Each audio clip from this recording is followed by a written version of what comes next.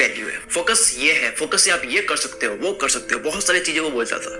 आपके नॉलेज के लिए 2 लाइंस में बता दूं, मेडिटेशन एक ऐसी टेक्निक है, एक ऐसी प्रैक्टिस है जिससे आप ध्यान को कंट्रोल करना सीख सकते हो, जिसको हर इंसान को करना चाहिए। अकॉर्डिंग टू मी, मेडिटेशन को हर स्कूल और कॉलेज में भी कराया जाना चाहिए। अब इंस्पायर होते थे उस बंदे से कि भाई वो बंदा तो अलग ही लेवल का मेडिटेशन करता है, उस बंदे ने मेडिटेशन में एक लेवल अचीव किया हुआ है। मतलब लोग समझते थे कि वो बंदा अपने ध्यान को अपनी मर्जी से एक जगह लगा सकता है और हटा भी सकता है। तो एक दिन वो बंदा ध्यान कर रहा था, जंगल में मेडिटेशन कर रहा था, पूरे ध्यान से आंख बंद करके, कमर सीधी, गर्दन एकदम सीधी, गहरी सांस ली जा रही थी। तभी उसी वक्त वहां से एक वुमेन दूर से आ रही थी।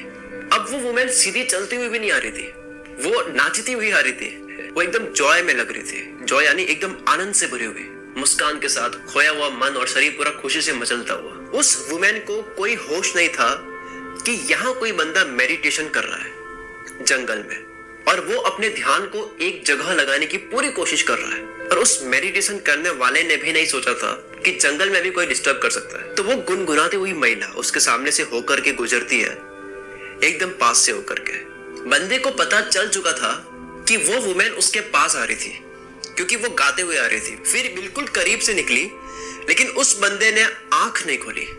वो तो मेडिटेशन कर रहा था, वो ऐसे कैसे उस अवस्था से बाहर आ जाए? नहीं तो फोकस टूट जाएगा, मेडिटेशन ठीक से नहीं हो पाएगा। उसने 2-3 मिनट होल्ड रखा और मेडिटेशन पूरा करके उस वुमेन को आवाज दी, बोला, आपने मेरी मेडिटेशन की अवस्था में बाधा डाली, आपने मेरा ध्यान तोड़ा। क्या आप मुझे देख नहीं पा रहे थे? या आपने अनजाने में तो नहीं किया?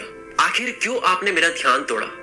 तो वुमेन बोली, अब ये सुनना, ये बड़ा इंटरेस्टिंग है, ये बड़ा इंटरेस्टिंग जवाब है। तो वुमेन बोली, क्या आप यहाँ पर मेडिटेशन कर रहे थे? मैंने तो आपको देखा ही नहीं। अगर मुझे पता होता कि आप यहाँ मेडिटेशन कर रहे हैं, मैंने आपको देख लिया होता, तो मैं आपके सामने से होकर क्यों जाती? मैं यहाँ से थोड़ी दूर होकर जाती।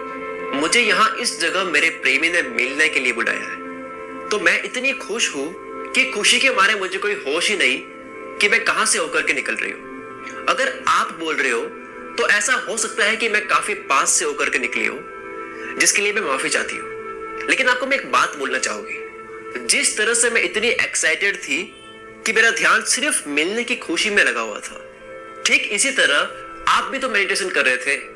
आपको भी मेरे पास से निकलने का पता नहीं चलना चाहिए था। आपका मेडिटेशन में इतना ध्यान होना चाहिए था कि आपको पता भी नहीं चलना चाहिए था कि आपके पास से होकर के कौन निकल रहा है। यह होती है ध्यान की शक्ति। आपने अर्जुन की वो कहानी सुन रखी होगी जिसमें अर्जुन को केवल आंख ही दिखती है और कोई दिखता ही नहीं है, तभी निशाना लगता है। उसी तरह आपका भी करियर पर इतना फोकस होना चाहिए कि कौन सी बैड हैबिट आपके सामने से होकर के निकले आपको पता ही ना चले, कौन सा डिस्ट्रैक्शन आपके सामने से होकर के निकले आपको पता ही ना चले।